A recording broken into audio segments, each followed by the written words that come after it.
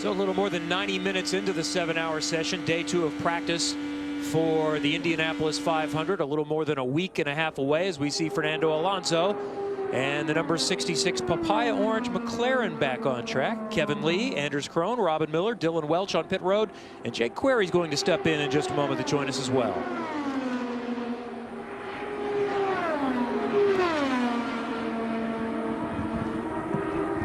Anders, the track temperature is 100 degrees. Yeah, and 69 degrees. It can't get much better, can it? No, it's absolutely perfect. It really is. And of course, a little bit of sun peeking through, so that helps generate that track temp, and just pounding in the laps will keep increasing that temperature as well. So really, really ideal conditions here. Oh, and a big hit there from Fernando Alonso. Oh, dearie me. Yellow turn 3. You okay, Fernando?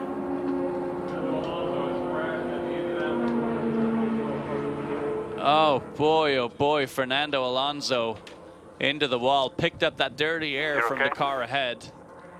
He's moving around inside the cockpit, which is obviously a great sign. Fernando, you okay? But this is exactly the same thing that we saw from Graham Rahal earlier, with the front just kind of lifting up off the ground into the wall, except too little too late for Fernando Alonso as he slams into the wall. Crawling out. He's good. Whew. Well, you always worry when he gets to the grass. Yeah, exactly. That's the last thing you want to see. Exactly, and he was quite lucky there with the angle of attack on the inside wall there when he hit that, and that he didn't then slide to the outside of the track and hit too hard. So another replay of what happened here for Fernando Alonso as he's behind Graham Rahal, who's been having those issues. So coming through turn 3, just front lifts up off the ground into the wall. Oh, and straight into the inside wall there. And you know what? The actual impact, the first impact, wasn't bad. No, just the right rear. But it's enough when you have that sort of impact, as we're getting another perspective here. It's enough, and you see right away. So it breaks both the right front and the right rear wheels straight off the car. So at that point, you have no control over the car whatsoever, and all you can do is take your hands off the wheel.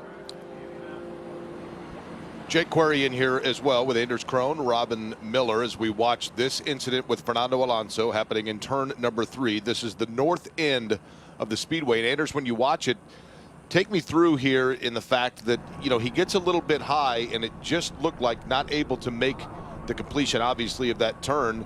The contact not too severe on the outside, but then, of course, you're a passenger, right? Yeah, no, exactly. Nothing that he could do from the point of initial contact there. And I think the other thing that I'm looking at is he was directly in the wheel tracks of Graham Rahal. Graham, as we've seen, has had a tendency to run a bit high off the corners, and I think he was probably expecting that Rahal would be a little bit lower so that Alonso would get slightly more clean air on his wings. But as you can see, Graham Rahal already tracking pretty high here, so Fernando Alonso directly in his wheel tracks picking up that turbulent air from Graham Rahal. So basically at no point through that corner did he ever have clean air on his front wings. And obviously here you can see right rear, right front completely broken.